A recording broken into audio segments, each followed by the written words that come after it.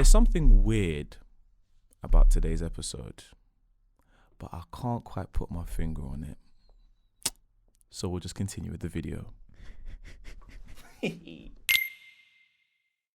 So, at the time of this recording, yesterday was the Gaming Awards. Yes, it was 2021. I didn't watch it because it was late at night and I had no time. Yeah, they always do it. Like, especially when it's in the States. We live in the UK for those who haven't realised by our accents. But when you have awards shows in America, forget about it. Especially if they do it in the evening. Yeah, we're catching the highlights the next day. the next day. And the only thing really that I cared like at all from the Gaming Awards, like from the whole thing, was literally just the Witch Queen expansion video. That's all I needed to for Destiny 2, for Destiny right? 2. That's all I wanted to see, to be honest. Like I didn't want to see anything else. I'm shocked that I actually knew. I'm actually shocked that I actually knew which game you were talking about. But I was like, the only game expansion that you can talk about is Destiny 2. That's the only game I'm talking about, like ever for the next 5 years. Yeah, I'm just gonna say 5 years. Cause so until 2026, there's no other game. There's no other going to game. be Destiny about. 2. Yeah, unless it's Forza as well. Yes. Xbox. Calm. So there were quite a few. I skimmed through the nominees and the winners, and there was actually quite a few interesting ones. So essentially, what we're going to do is kind of just go through the nominees of various categories, give our thoughts on it as well, and pretty much just. You want to go through the nominees first? Yeah. What's the first one? Cool. Do you know what? I only have the list for the winners right now. Do you have the nominees? I do. Cool. I can just start from Game of the Year. So the nominees. The nominees, and then I'll go through the winner. He'll go. So basically, I'll go through the winners. He'll go through the nominees. Pretty much. So Game of the Year. The nominees are Resident Evil Village. Okay. Psychonauts 2. Cool. Metroid Dread. That's your favorite game. Which is right now. That game is sick. Oh my days. Deathloop and Ratchet and Clank. I think it's Rift Apart. Rift Apart, yeah. And the winner. No, sorry. It Takes Two was also a nominee as well. Yes. Yeah. Yes. Funnily enough, as he was about to say, It Takes Two got winner game of the year for 2021. Pretty much. Have you played it? No, but do you know about it? Yes. Cool. So it's a pretty deep game. It's basically it is. Yeah. It's basically about like a child whose parents are kind of on the verge of a divorce, and something happens where basically the mother and the father have to kind of work together in order to kind of figure out whatever magical situation has happened. But and it filters pretty much into the game where, because basically it's a 2-player game. There's not many 2-player games out there, guys. Just to let you know. There actually isn't, There aren't that many. So the fact that this is a 2-player game and it won Game of the Year says quite a lot about 2-player games and co-op games.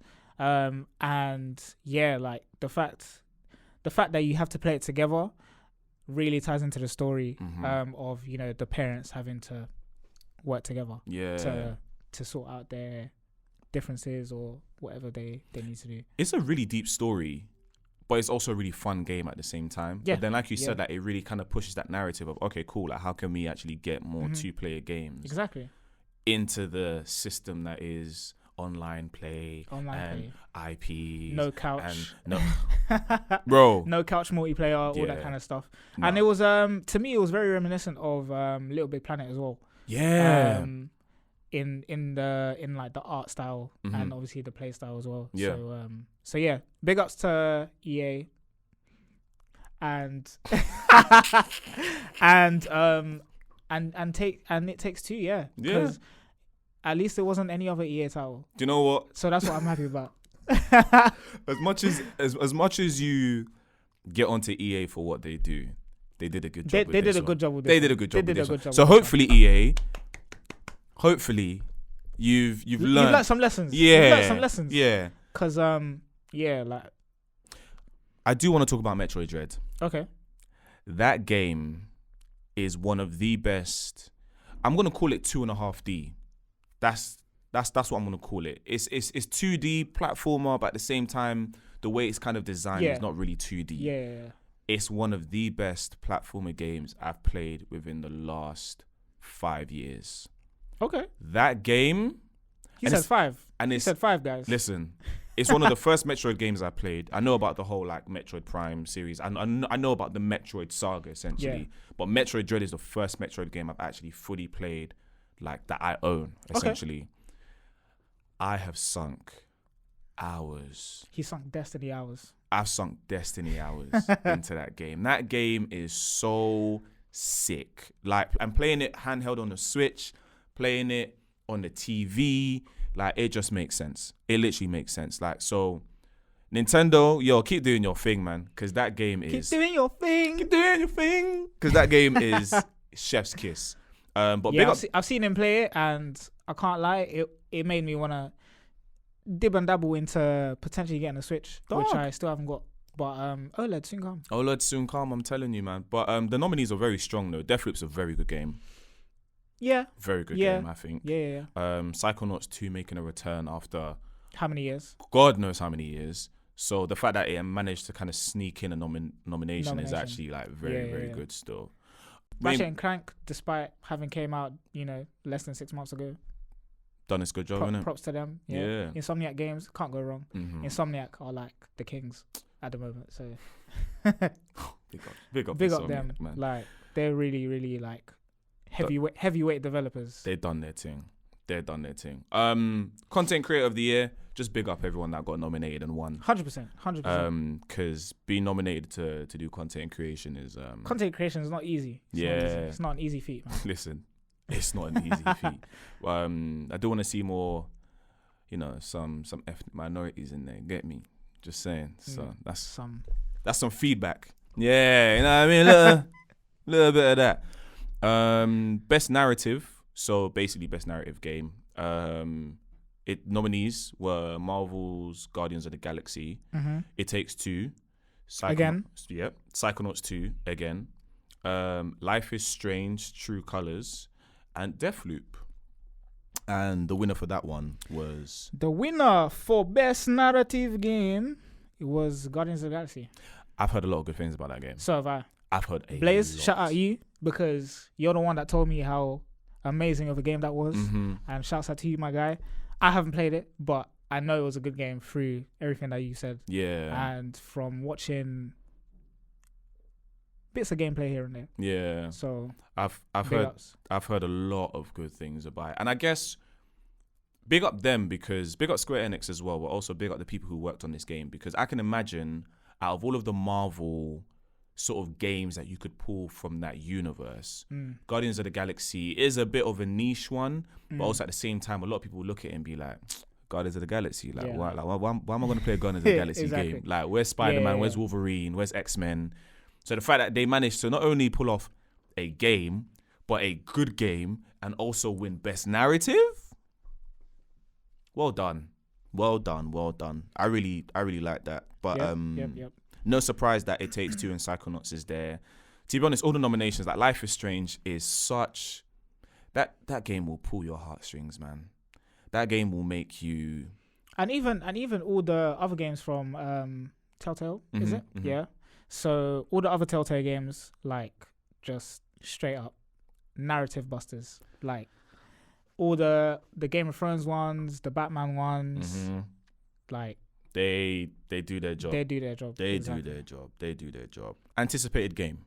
Yeah. Okay. I'm kind of just going through the nominations and skimming through, because if we go through all of them, then this will be like an hour-long video. There's no point. We're just going through our favorite ones.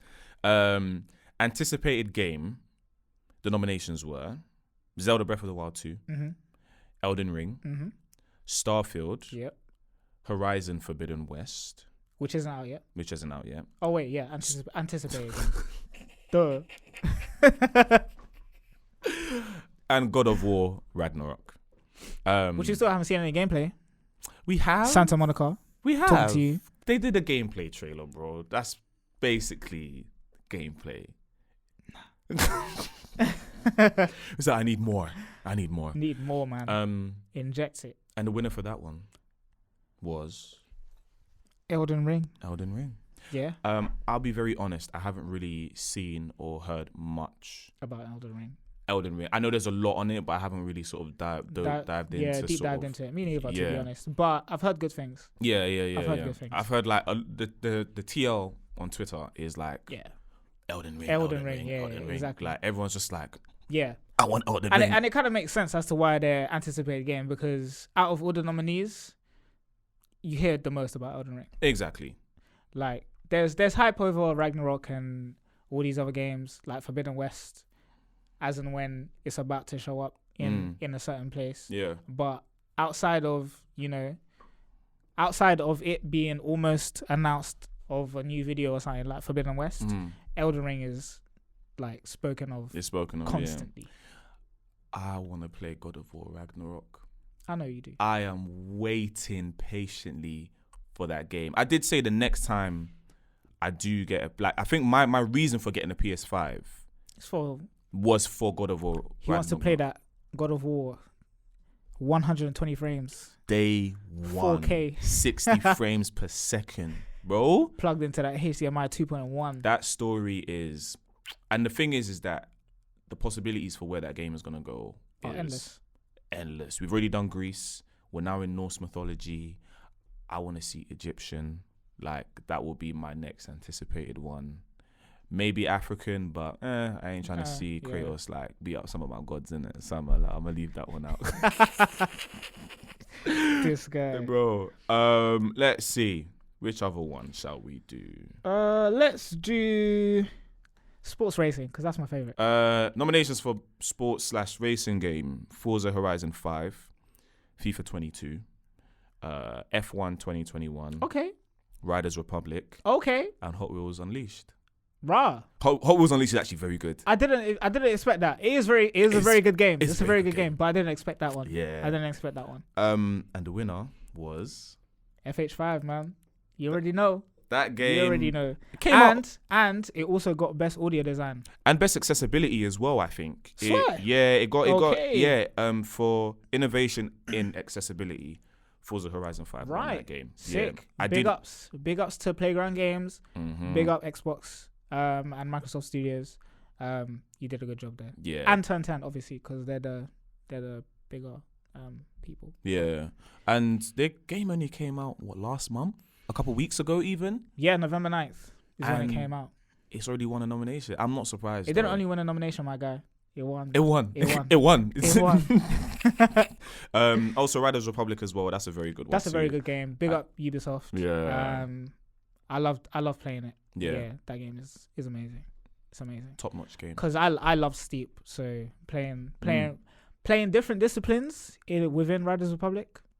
And the level to which you can just do it just like that. Like you can just switch quickly. Yeah. Like you'll be like, alright, cool, I want to BMX. Now I'm looking to like snowboard.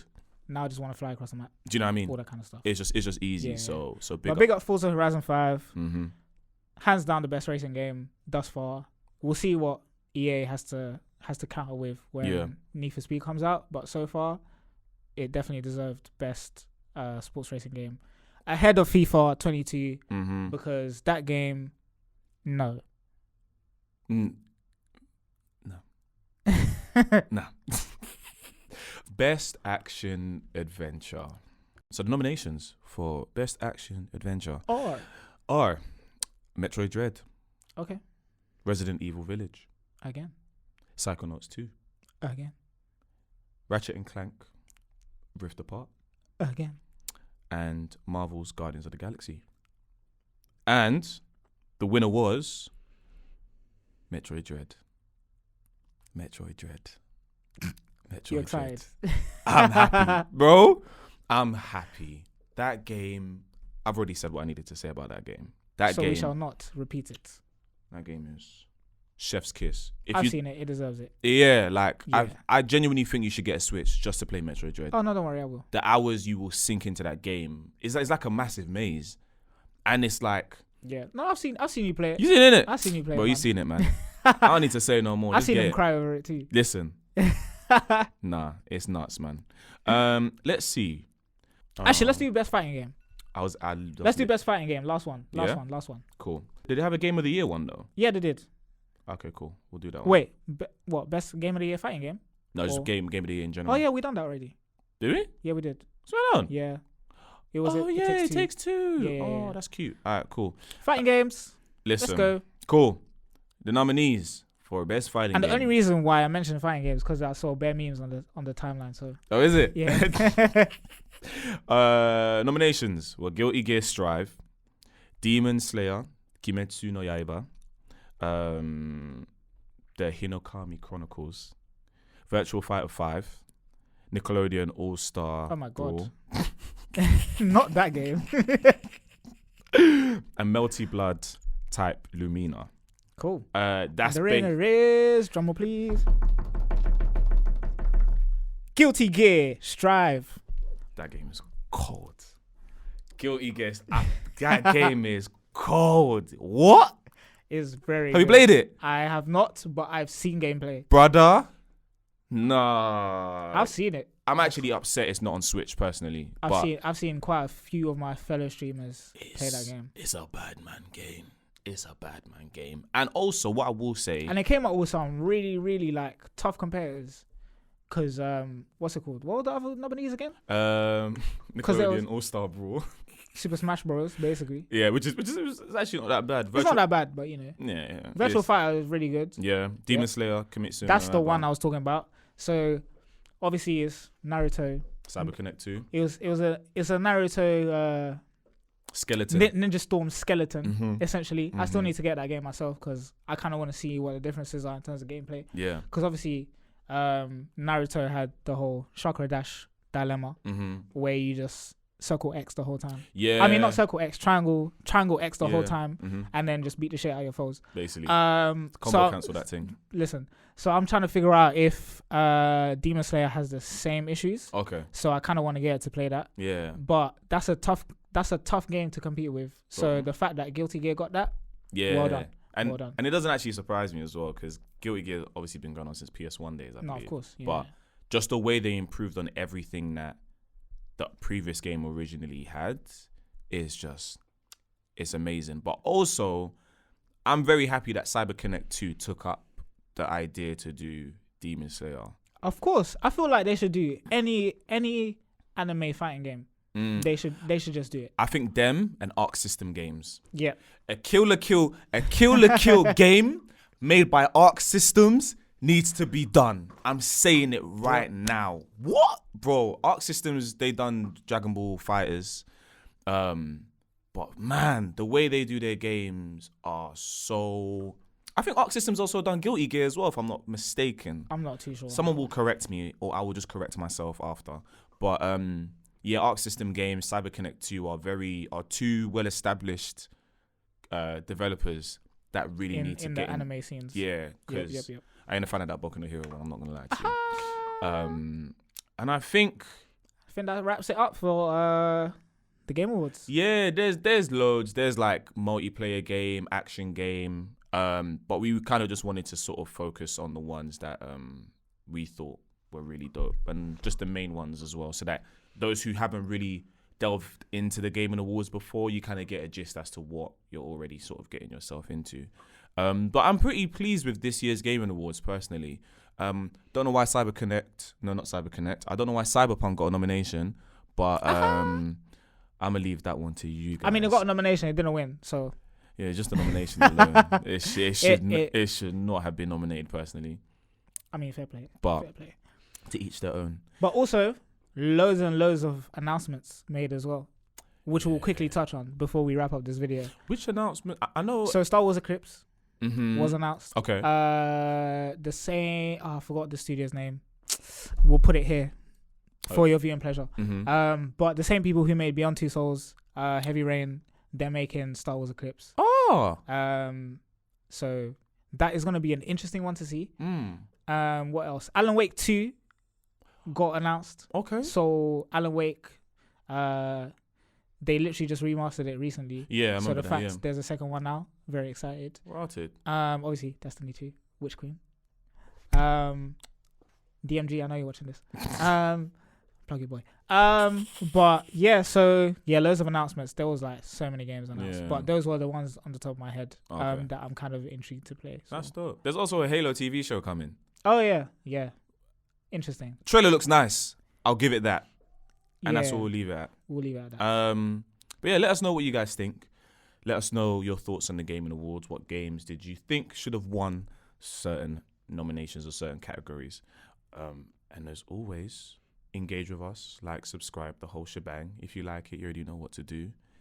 My name is Archie. My name is Yuri. Stay safe. stay gaming.